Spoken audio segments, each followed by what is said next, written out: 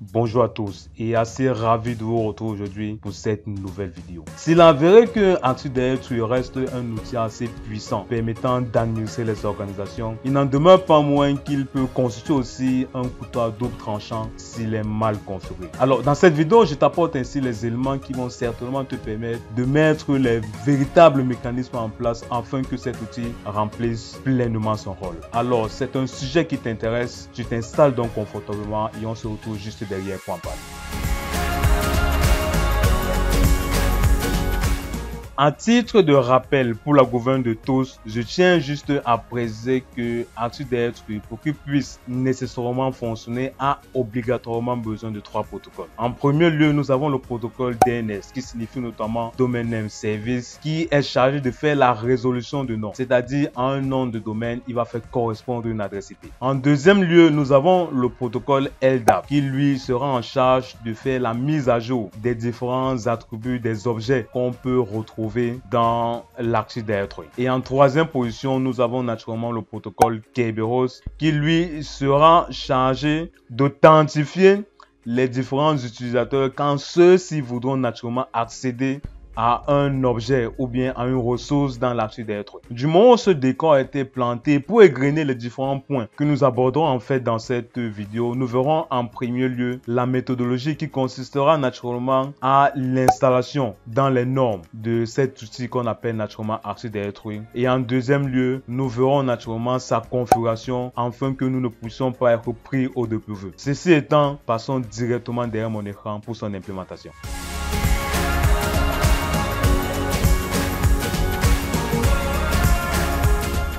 La première bonne pratique qui est parallèle liée à l'installation est de pouvoir laisser l'Active Directory installer lui-même le serveur DNS. Pourquoi? Parce qu'en le faisant, il s'assure en quelque sorte des mises à jour sur les différents enregistrements qui sont faits au niveau de la zone de recherche directe et de la zone de recherche inverse. Ça, c'est la première raison. La deuxième raison aussi, c'est que l'Active Directory, en installant le serveur DNS, va en quelque sorte synchroniser ces différents enregistrements au niveau des potentiels contrôleurs de domaine qui viendront en quelque sorte intégrer l'annuaire Active Directory. Alors, en se retrouvant naturellement sur notre serveur ici et en allant ouvrir une session PowerShell, en effet sur celle-ci, et en exécutant la commande WinVer, on s'aperçoit effectivement que nous tournons ici sur Windows Server 2022. Donc, vous faites vite de comprendre ici que cette démo se effectuera naturellement avec une édition Windows Server tournant naturellement sur Windows Server 2022.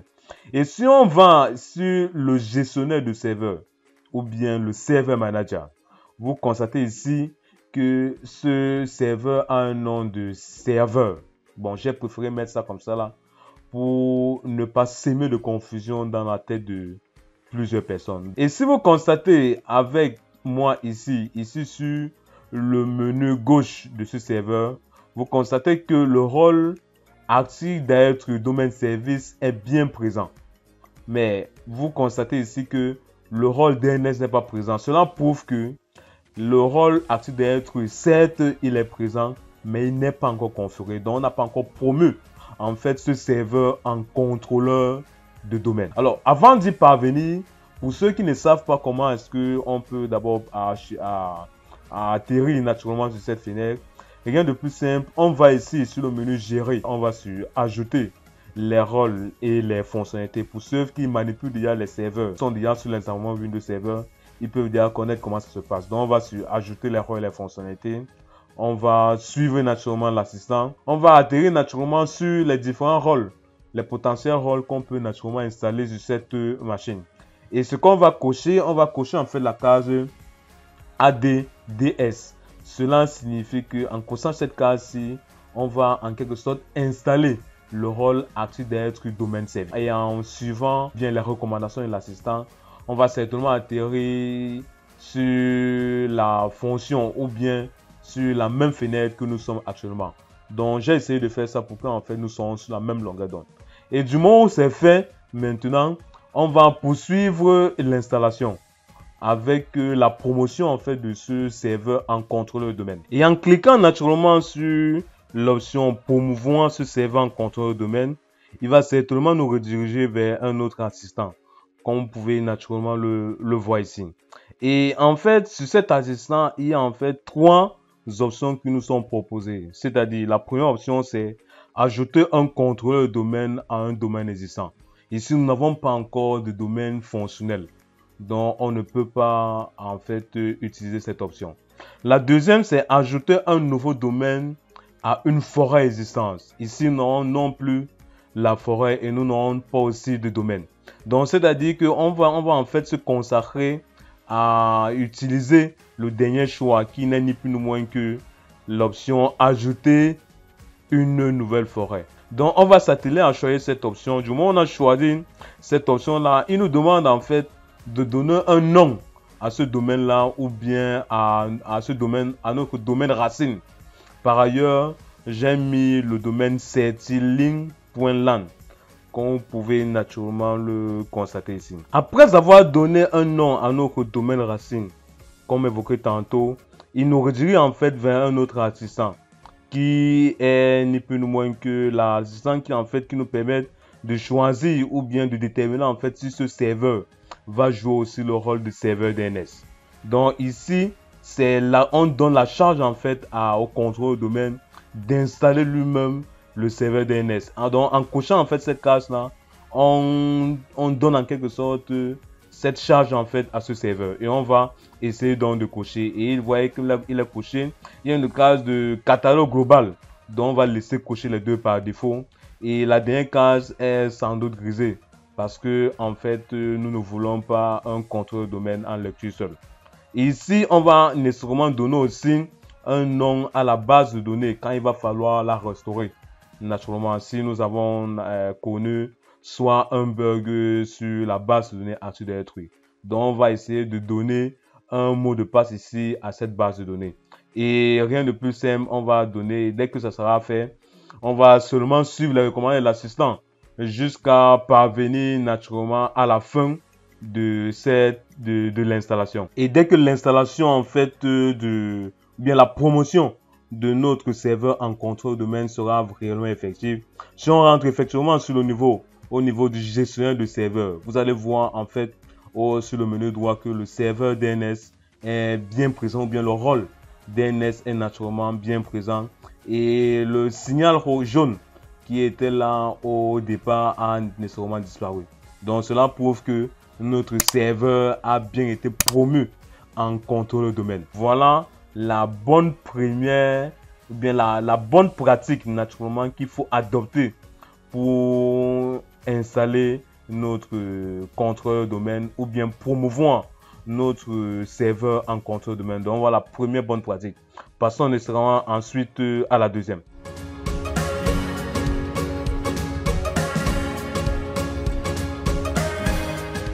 La deuxième bonne pratique qui est forcément liée maintenant à la configuration de notre serveur qui a été promu en contrôle domaine, c'est de pouvoir en quelque sorte changer le nom d'utilisateur qui est par ailleurs par défaut administrateur. Et pour le faire, rien de plus simple parce qu'en le changeant en fait, c'est juste une question de sécurité.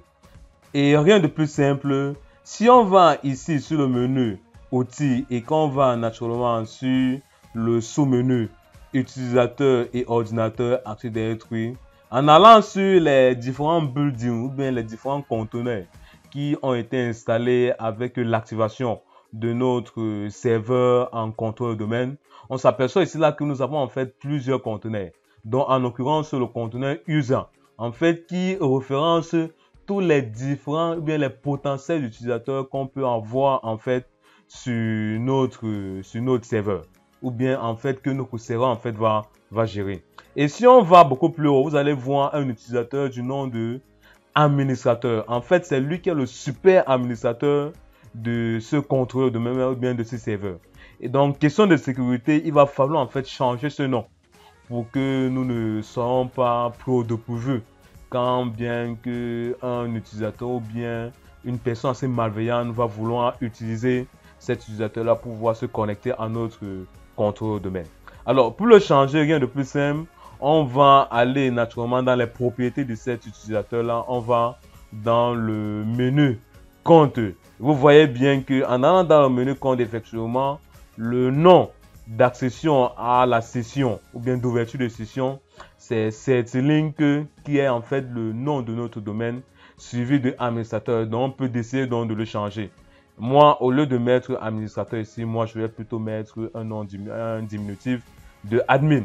Donc, voilà quasiment la deuxième bonne pratique qu'il faut adopter pour question de sécurité, en fait, pour sécuriser en fait le compte administrateur de ce domaine-ci. Donc, voilà la deuxième pratique qu'il faut naturellement adopter. Passons ainsi à la troisième bonne pratique.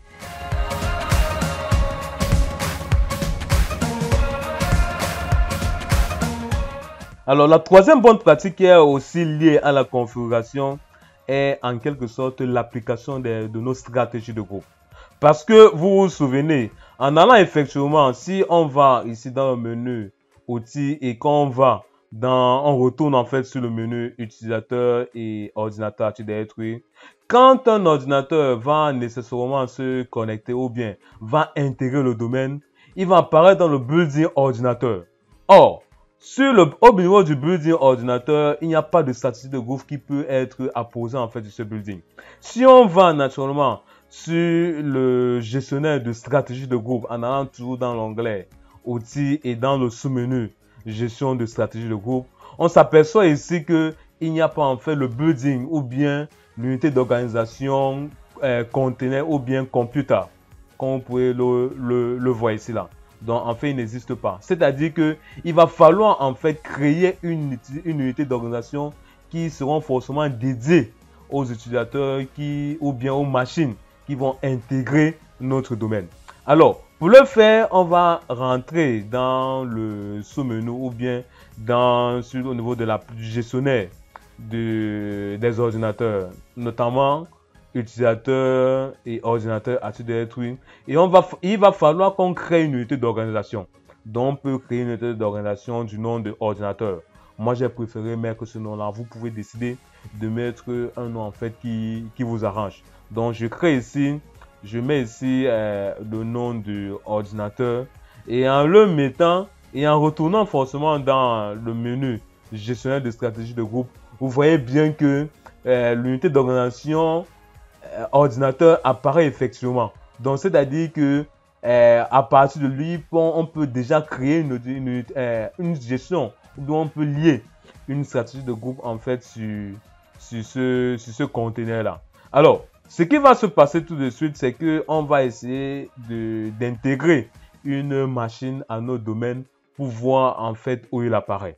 Alors, si j'ai ici avec moi installé sur ce serveur un rôle, naturellement Hyper-V, vous savez que Hyper-V naturellement sur Windows Server 2022 est un hyperviseur en fait du type 2 qui va en fait héberger nos différentes machines. Et parlant de machines virtuelles, j'ai créé en amont ici une machine virtuelle du nom de Windows 10 et j'ai fait ce qu'il communique naturellement avec ce serveur. En allant exécuter vraiment les différentes commandes, naturellement, il peut configurer sur la machine Windows 10. Vous apercevez ici moi que là forcément une adresse qui fait forcément partie de la plage d'adresse en fait qu'on a assignée.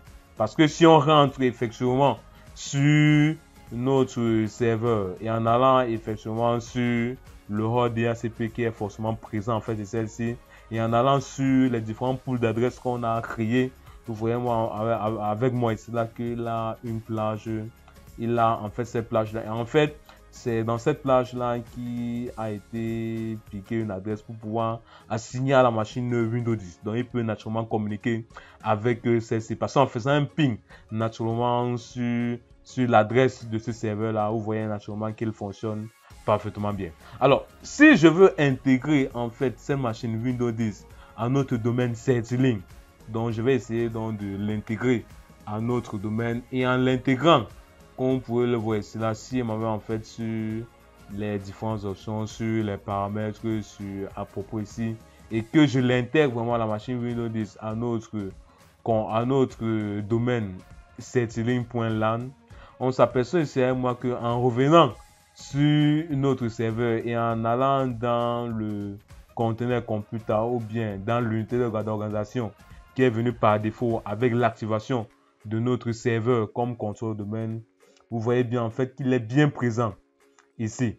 Donc à partir de là, il va falloir à chaque fois de manière manuelle venir prendre la machine et la glisser dans l'unité d'organisation ordinateur qu'on a créé. Là, c'est une tâche qui peut paraître assez fastidieuse. Alors, nous ne voulons pas ça. Nous voulons que par ailleurs, du moment où une machine intègre notre domaine, qu'elle aille directement dans l'onglet ou bien dans l'unité d'organisation computer. Et rien de plus simple fait, en fait, il y a une commande en fait qu'on doit directement taper. Ce qu'on va d'abord commencer par faire, c'est d'abord aller d'abord sur les propriétés en fait de cette unité d'organisation qui est ordinateur. On va aller dans les propriétés ici. Et vous voyez qu'il n'y a pas assez de menus en fait qui s'affichent. Comme vous pouvez naturellement le constater ici. Là. Alors pour activer les différents menus, on va juste aller ici en haut sur le menu affichage et on va sur activer les fonctionnalités avancées. Donc on va juste cocher là. Et en revenant effectivement sur les propriétés de notre unité d'organisation qui n'est ni plus ni moins que l'unité d'organisation ordinateur, on s'aperçoit effectivement qu'il a activé en fait plusieurs menus. Et en allant ici dans éditeur d'attributs, comme vous pouvez naturellement le constater ici, et en descendant un peu plus bas, on va prendre ce qu'on appelle le distinguer name.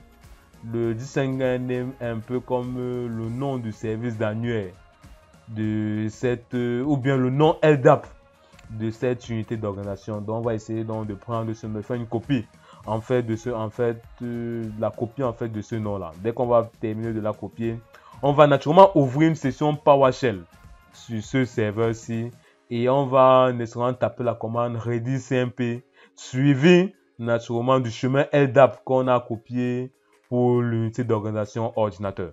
Donc on va mettre ready cmp et on va coller en fait le nom ou bien le chemin LDAP qui a été pris à l'avance. Du moment où c'est fait, on va exécuter. Et quand ça sera bon, vous allez mis que la rédaction a effectivement réussi.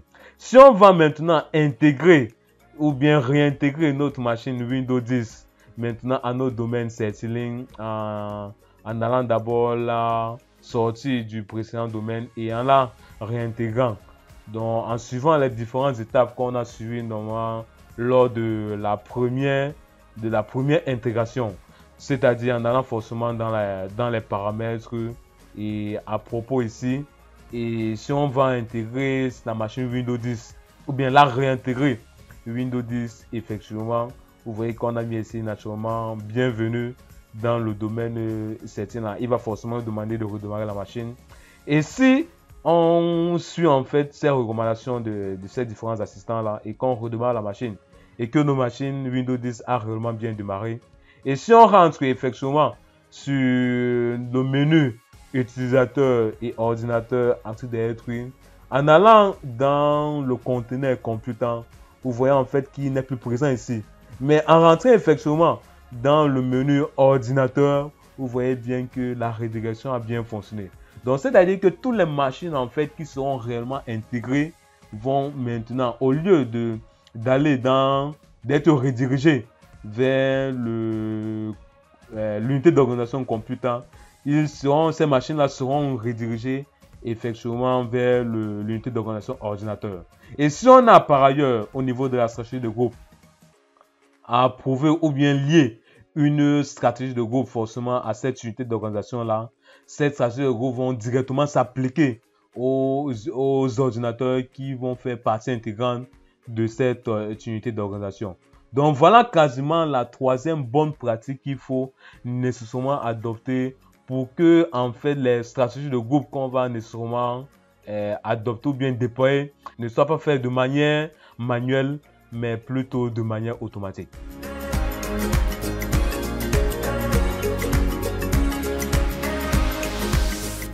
Et enfin, la quatrième bonne pratique qu'il faut penser aussi à adopter, c'est activer la corbeille Active Directory. Alors, la corbeille, en quelque sorte, est nécessaire dans la mesure où on peut faire une suppression par erreur ou bien une suppression de manière accidentelle. Et rien de plus simple pour la configurer. On va juste ici dans le menu outils ici. On va aller au niveau du centre d'administration Active Directory.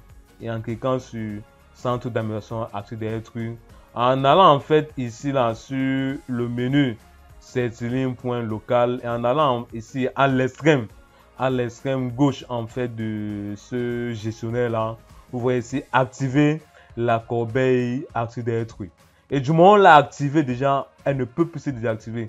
Donc c'est à dire que c'est une activation totalement définitive.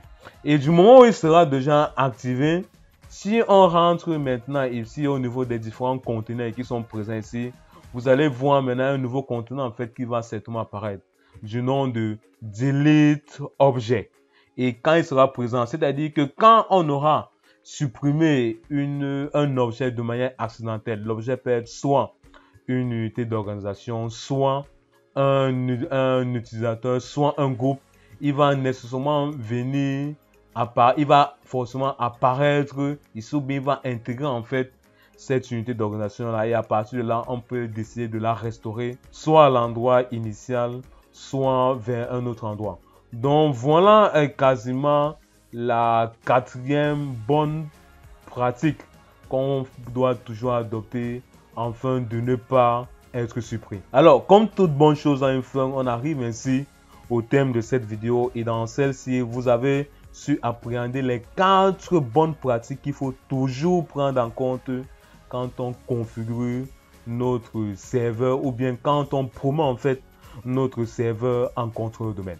Alors si cette vidéo vous a réellement intéressé, n'oubliez donc pas de la partager massivement afin que le contenu de cette chaîne soit mieux référencé.